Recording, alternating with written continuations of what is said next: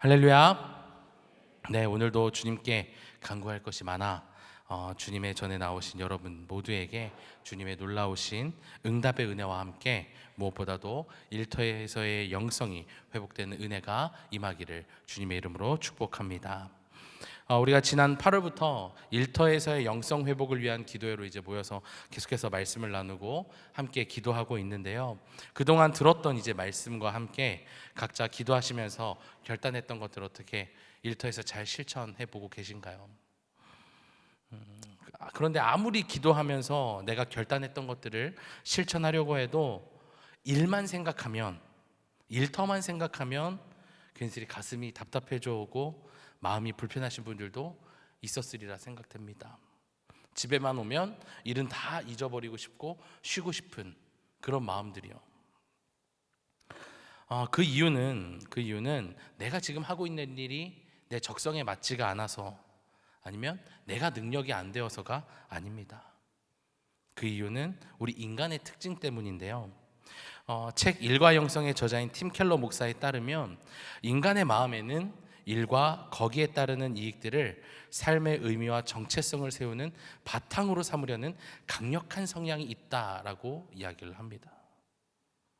이런 인간의 성향은요, 오늘 말씀의 제목처럼 일이 가지고 있는 본래의 의미를 상실시켜버리고 탐욕의 수단으로 변질시키기도 합니다. 주객전도라고 하는 그 말처럼 일이 가지고 있는 본래 목적보다도 일의 과정을 통해 얻게 되는 그 이익과 그로 인해 채워지는 나의 탐욕이, 우리의 탐욕이 우선이 되기 시작하면서 일의 결과로 맺어야 할 열매가 변하기 시작하는 겁니다. A라는 열매가 맺어져야 되는데 내 탐욕이 앞서면서 A가 아니라 B라는 열매가 맺어진다는 겁니다. 그러면서 이런 열매의 변화는요, 일에 대한 부정적인 마음을 나도 모르게 갖기 시작하게 만든다는 겁니다. 우리는 이런 모습을 창세기 1장부터 11장의 내용에서 이제 하나하나씩 찾아볼 수가 있는데요.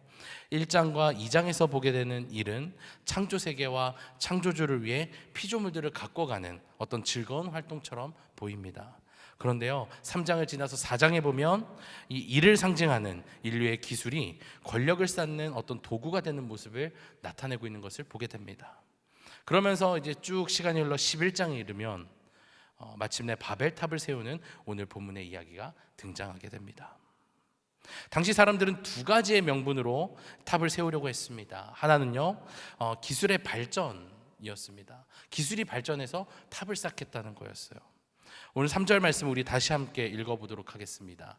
3절 읽어보겠습니다. 시작. 서로 말하되 자 벽돌을 만들어 견고히 굽자 하고 이에 벽돌로 돌을 대신하며 역청으로 진흙을 대신하고. 아멘. 이전에는 벽돌을 굽지 않고 이 틀에 이제 어떤 진흙을 넣으면 햇볕에 말리는 정도로 이 경도를 만들어냈습니다. 그런데 불의 발견과 불의 활용을 통해서 훨씬 더 벽돌의 강도를 높일 수가 있게 된 거죠. 이것은 무엇을 의미하냐면 과거의 어떤 건축물보다도 높은 구조물을 이제 쌓을 수 있게 된 겁니다. 더 빨리, 더 많이요. 자, 그런데 여기까지는 좋습니다. 하나님께서 주신 지식과 지혜를 활용해서 인류의 발전을 도모하는 것은 너무나 좋습니다. 문제가 되지 않아요. 그런데 탑을 세우려는 그 두 번째 의도에서 앞서 이야기했던 주객전도의 모습을 우리가 발견하게 되는 겁니다. 4절 말씀을 우리 다시 함께 읽어보겠습니다. 시작. 또 말하되 자 성읍과 탑을 건설하여 그 탑 꼭대기를 하늘에 닿게 하여 우리 이름을 내고 온 지면에 흩어짐을 면하자 하였더니. 자, 이들이 탑을 세운 목적이 무엇이었습니까? 우리 인구가 너무 많아져서 탑을 세워서 거기에 사람들이 많이 거주하게 하자, 더 많은 수익을 위해서 매장을 유치해보자, 이런 것이 아니었다는 겁니다. 팀 켈러 목사는 이때부터 인간의 노동의 동기가 변질된 채로 수백 년, 수천 년이 흐른 동안 변하지 않았다라고 이야기하는데, 이때부터 시작된 인간의 노동의 동기는요, 우리의 이름을 내자라는 것에서 권력과 명예라고 하는 자기의 탐욕을 채우기 위한 수단으로 변질되었음을 이제 우리가 보게 되는 겁니다. 그리고 이어지는 온 지면에 흩어짐을 면하자, 이 말씀은 무엇을 얘기하냐면 세상의 모든 일을 내 뜻대로 통제할 권한을 키우려고 하는 겁니다. 다시 말해서 외부의 간섭을 최소화하는 거예요. 그 외부는 누구냐? 바로 하나님입니다. 하나님의 간섭을 최소화하고 내 뜻대로 내 마음대로 살겠어 라고 하는 겁니다. 그런 수단으로 노동의 의미와 가치가 변질되어져 가기 시작하는 것을 우리는 오늘 말씀을 통해서 보게 되는 겁니다. 일은 분명 좋은 의미로 우리에게 주어진 것일 텐데 어째서 이렇게 변하게 된 걸까요? 그것은 전환의 문제입니다. 전환. 일의 동기와 목적이 잘못 바뀌어져 버린 겁니다. 그렇다면 원래 우리 인간에게 주어진 일은 어떤 것이고 우리에게 어떤 전환이 다시 필요한 걸까? 먼저 잘못 바뀌어버린 일에 대해서 우리가 살펴보려고 합니다. 그동안 우리가 이 금요기도의 시간을 통해서 일에 대한 여러 가지 이야기들을 살펴보았습니다. 그런데 하나님의 피조물이자 그리스도인으로서 우리에게 맡겨진 가장 근원적인 일은 과연 뭘까요? 원래 인간에게 있어 일이라고 하는 것은 우리의 삶을 영위하기 위한 수단이자 도구에 불과했습니다. 왜냐하면 인류에게 있어 일은 수렵과 채집이라는 노동을 시작으로 생명을 유지했기 때문입니다. 그렇게 하루 나가서 수렵하고 채집하고 다시 돌아와서 먹고 자고 쉬는 그런 삶의 반복 속에서 농업과 목축업의 발달은 모든 것을 이제 바꿔놓기 시작했습니다. 책 식량의 세계사를 지은 톰 스탠디지에 따르면요, 농사는 인류의 최악의 발명이다 라고 하는 말을 합니다.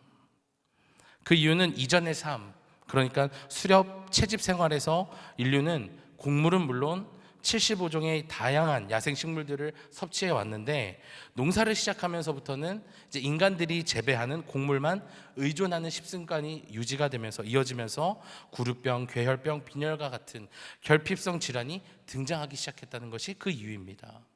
그러면서 한 가지 이유를 더 덧붙이는데요, 농업혁명은 관계시설의 발달과 함께 더 많은 식량과 또 저장을 통한 경제활동을 만들어냈지만 이것은 결국 가지고 있는 서로의 것을 빼앗는 전쟁을 가지고 왔다는 겁니다. 우리 인류 최초의 일은 우리의 생명을 영위하는, 그러니까 말 그대로 식욕이라는 본능을 채우기 위한 수렵과 채집 활동이었습니다.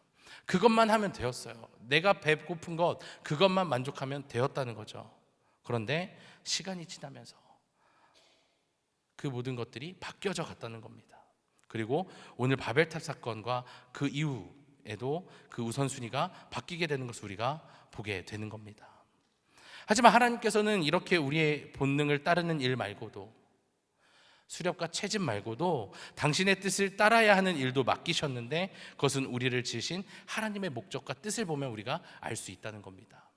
우리 함께 말씀 함께 볼 텐데요, 이사야서 43장 21절의 말씀을 우리 함께 읽어보도록 하겠습니다. 말씀 읽어보겠습니다. 시작. 이 백성은 내가 나를 위하여 지었나니 나를 찬송하게 하려 함이니라. 아멘. 하나님께서 우리를 지으신 목적이 무엇입니까? 당신을 위해서 지으셨어요. 하나님 당신을 위해서 지으셨는데 나를 찬송하게 하려고 지었다라고 말씀하십니다. 다시 말해 우리는 하나님께 영광을 돌리기 위해 만들어진 존재라는 것이죠. 우리는 태어날 때부터, 만들어질 때부터 일이 주어져 있는 겁니다. 미션이 주어져 있어요. 바로 하나님을 찬양하고 영광을 돌리는 삶을 사는 것. 예배가 삶이 되는 것이 우리를 지으신 하나님의 뜻이자 우리가 해야 할 근원적인 일이었다는 겁니다. 우리가 먹고 자고 하는 것 말고도 우리가 해야 할 일이 있었다는 거예요. 자, 그렇다면 하루에 8시간 이상 적지 않은 시간을 직업이란 이름의 일을 하는데 쓰고 있는 우리는 이제 어떻게 해야 할까요? 이제는 나는 그리스도이니까 하고 있던 일을 모두 내려놓고 직장을 간두고 다 여기 모여서 예배하면 될까요? 그래도 정말 좋겠지만 그럴 필요가 없습니다. 앞서 바벨탑의 이야기를 했던 것처럼 우리가 지금 직업으로 삼고 감당하고 있는 모든 일터가 그것이 잘못된 것이 아니라 일터의 목적이 잘못된 것이기 때문입니다. 우리가 일터를 더럽히고 만 것입니다. 우리는 하나님께 지음받은 목적대로 일터에서 하나님께 예배를 드려야 하는데 그러지 못하고 죄의 반복과 함께 영성이 흐려지기 시작하다 보니 일터가 예배의 자리에서 죄의 자리로 변하고 나의 탐욕을 채우는 수단으로 변질된 것입니다. 그렇다면 우리는 어떻게 탐욕의 수단으로 변질되어져 버린 우리의 우선순위와 일터와 그리고 점점 흐려져가는 영성을 온전히 회복할 수 있을까요? 앞서 바벨탑의 사건과 함께 시작되어 오늘까지 이어져 온 일터의 영성의 문제를 놓고 제가 아까 전환의 문제라고 이야기를 했었는데, 이 문제를 우리가 다시 회복하려면 우리에겐 재전환이 필요하다는 겁니다. 이 재전환은요, 하나님을 향한 우리의 마음의 문제라고 여기고 회개하십시오 라고 제가 말할 수도 있겠지만, 조금 더 구체적으로 생각해보고 실천해 보려고 합니다. 그래서 우리에게 필요한 재전환은 뭐냐? 앞서 잠깐 언급된 예배의 재전환이라는 겁니다. 우리의 일터가 단순히 내가 돈을 버는 것, 수익을 내는 것, 그런 자리가 아니라 예배의 자리라는 것을 온전히 깨닫고 실천해 나가는 것입니다.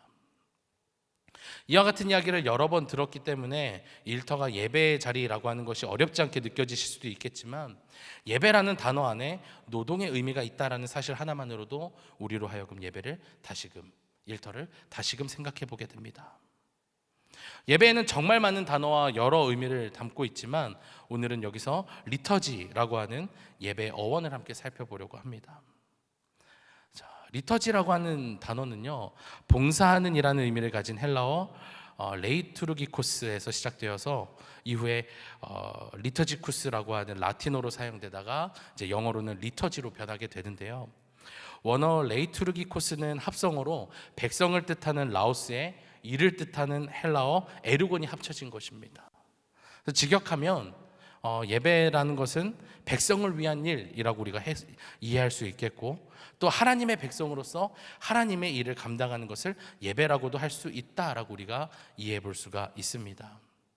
중요한 건 어떤 해석이든지 예배라고 하는 단어 안에는 일과 노동의 의미가 들어가 있다는 겁니다.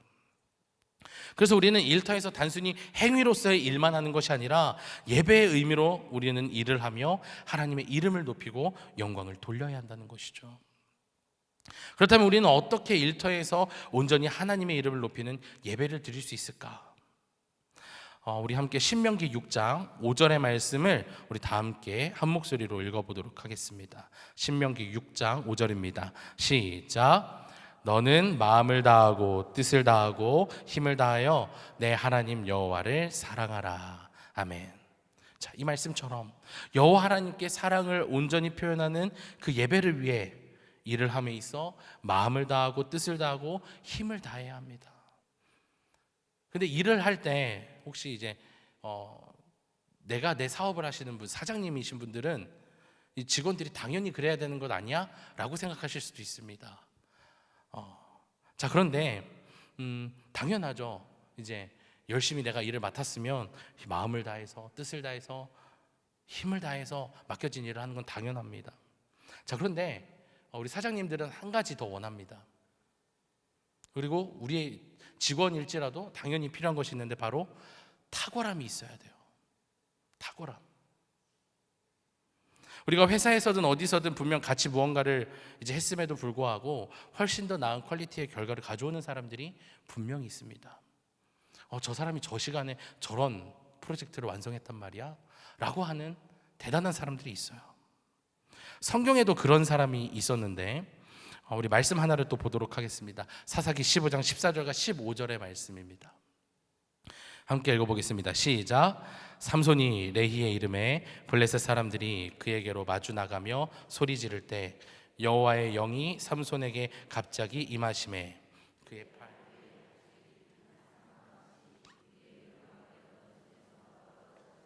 삼손이 나귀의 새 턱뼈를 보고 손을 내밀어 집어들고 그것으로 1000명을 죽이고. 나귀의 턱뼈 그것 하나로 1000명을 죽였다라고 얘기하는 것, 이것을 탁월함이라고 얘기하기엔 조금 그렇지만 삼손은 사사로서 우상을 섬기는 이방 민족들을 척결하는 데 있어서 그 누구보다도 탁월함을 가진 존재였습니다. 엄청난 힘으로 엄청난 무력으로 다 때려잡았어요. 아무도 말릴 수 없었습니다. 자, 그런데 말이죠, 세상에서는 이렇게 놀라운 힘과 놀라운 결과를 가져온 사람을 놓고 탁월하다라고 이야기하는데 성경에서는 기름 부음을 받았다라고 이야기를 합니다. 그리고 방금 읽은 14절 말씀에서는 기름 부음에 대해서 어떻게 이야기하고 있냐면 여호와의 영이 삼손에게 임하시매라고 기록하고 있습니다. 네, 여호와의 영이 임한 것, 그것을 기름 부음 받은 것이라고 말하며 이것이 앞서 우리에게 맡겨진 일터에서 보여주어야 하는 탁월함이라고 하는 것입니다. 우리가 보여줘야 할 탁월함, 기름 부음은요, 단순히 내게 맡겨진 일을 잘하는 것만을 의미하지 않습니다. 김 대리님 일 정말 잘하시네요. 이것이 우리가 가져야 될 탁월함은 아니라는 겁니다. 물론 그런 부분도 우리가 가져야 되겠지만 그것만을 의미하지 않는다는 거예요. 그래서 기름 부음에 대한 의미를 조금 더 살펴보려고 하는데, 기름 부음은 본래 양을 치던 목자들의 관습에서 시작된 것입니다. 머릿니 같은 곤충이 종종 양털에 이제 들어가곤 했는데, 그런 곤충들이 이제 양털에만 있는 게 아니라 머리 가까이에 있는 이제 귀를 파고들면 양을 많이 죽이기도 한다고 해요. 그래서 고대 목자들이 양을 보호하기 위해서 머리에 기름을 부었고, 그 기름은 양털을 미끄럽게 만들어서 곤충들이 함부로 이 양털에 올라타지 못하도록 떨어뜨리고 양의 귀 근처에 가지 못하도록 막아주었다는 겁니다. 그래서 이 기름 부음이라고 하는 것은 축복과 보호, 권한 부여의 상징을 갖게 되었다라고 해요. 그리고 또 기름 부음에는 한 가지 또 다른 의미가 있는데, 선택받은 자라는 의미입니다. 그래서 우리가 선지자들을 통해서 왕이 세워질 때마다 기름 부음을 받는 것, 사울 때, 다윗 때에 기름 부음을 받는 것을 우리가 보게 되는 거죠. 그리고 성경에서는 예수님께서 좋은 소식을 전파하고 죄에 포로된 자들을 자유케 하시기 위해 하나님께 성령으로 기름 부음을 받으셨다라고 또 이야기하고 있습니다. 그러니까 여기에 모여있는 우리는요, 그리스도인으로서 하나님 나라를 확장시키기 위한 특별한 목적을 위해서, 내게 맡겨진 일터를 위해서 기름 부음을 받고 선택을 받았다라는 것입니다. 그래서 우리는 이 예배를 통해서 끊임없이 기름 부으심을 구하는 것으로 내가 하고 있는 일이 그 어떤 것이든지 그 안에서 하나님의 축복과 보호하심을 경험하며 탁월함을 발휘할 수 있게 되는 것입니다. 고린도후서 1장 21절과 22절의 말씀입니다. 제가 읽어드리겠습니다. 우리를 너희와 함께 그리스도 안에서 굳건하게 하시고 우리에게 기름을 부으신 이는 하나님이시니 그가 또한 우리에게 인치시고 보증으로 우리의 마음에 성령을 주셨느니라. 아멘. 이 말씀처럼 우리를 도우시고 이끄시는 보혜사 성령님이 우리의 마음에 임하시기에 우리는 어떤 일을 감당하든지 탁월함을 발휘할 수 있게 된다는 겁니다. 그래서 오늘 탐욕의 수단으로 변해버린 우리의 일터와 우리의 마음가짐을 위해 기도할 때 이렇게 기도하셨으면 좋겠어요. 주님, 저에게 성령의 기름 부으심을 허락하여 주옵소서. 나를 보호하여 주시고 나를 사용하여 주옵소서. 이렇게 기도하시기를 바랍니다. 성령의 기름 부으심으로 인해 주님의 은혜가 나에게, 우리에게 임하면 우리는 맡겨진 자리에서 성경에서 말하는 탁월함으로 주님께 영광을 올려드리게 될 뿐만 아니라 주님께서 우리를 지으신 목적, 흐트러져 버렸던 이 우선순위를 하나하나 바로잡게 될 것입니다. 사탄은 여러 상황과 형편에 따라서 계속해서 우리에게 말을 바꾸며 말을 건넵니다. 그러면서 우리의 생각을 바꾸게 해요. 그러면서 하나님이 정하신 우선순위를 허물게 합니다. 우리가 잘 따라가던 그 우선순위를 포기하게 만들어요. 원칙과 정도가 아닌 상황윤리나 지름길을 따르도록 유도합니다.